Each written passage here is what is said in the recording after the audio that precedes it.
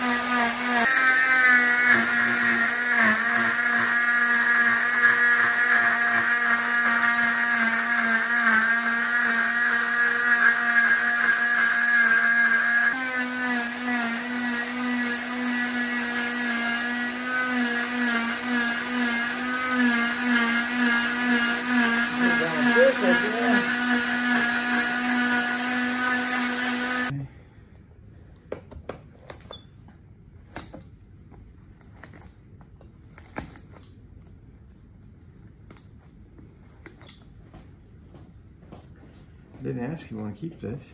No. Most people don't.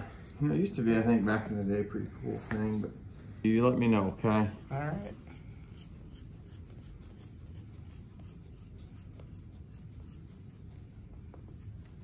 My job a lot better. And your life a little less miserable.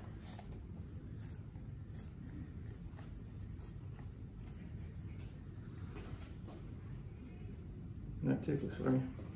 If you are, let me know.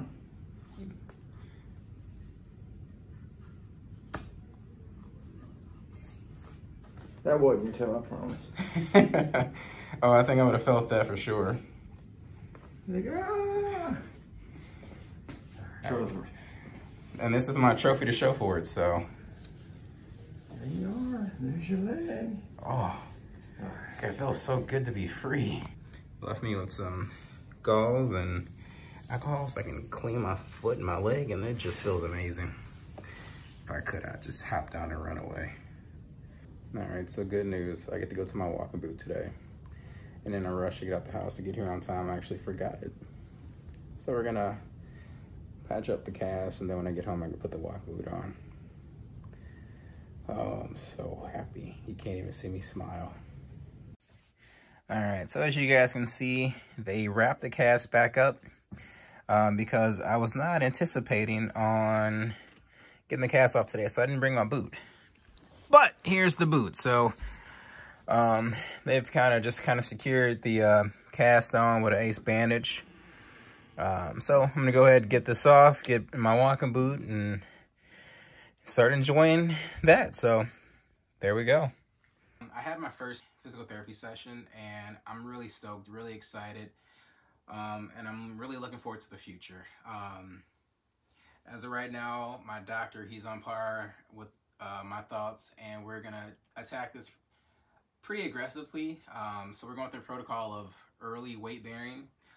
So with my first physical therapy session, we focused on a lot of just exercises that are going to strengthen and provide flexibility and mobility for my tendon. So I just want to walk you guys through the exercises that I actually did today at physical therapy, and these will be the same exercises that I will do at home. So first things first, whenever you're exercising, no matter how intense it may be, you always want to focus on your breathing. So first on the list was diaphragmatic breathing, also known as belly breathing. So with that, you lie on your back with your knees bent and your feet on the bed or the floor, and you place one hand on your stomach and the other hand on your chest. You want to breathe in and out through your nose with your jaw relaxed and your tongue at the roof of your mouth. And try to breathe as quietly as possible.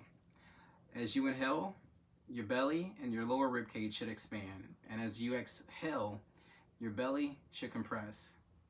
And the hand on your chest should stay as still as possible. Next is ankle inversion and eversion. And I want to do about 20 reps at least twice a day.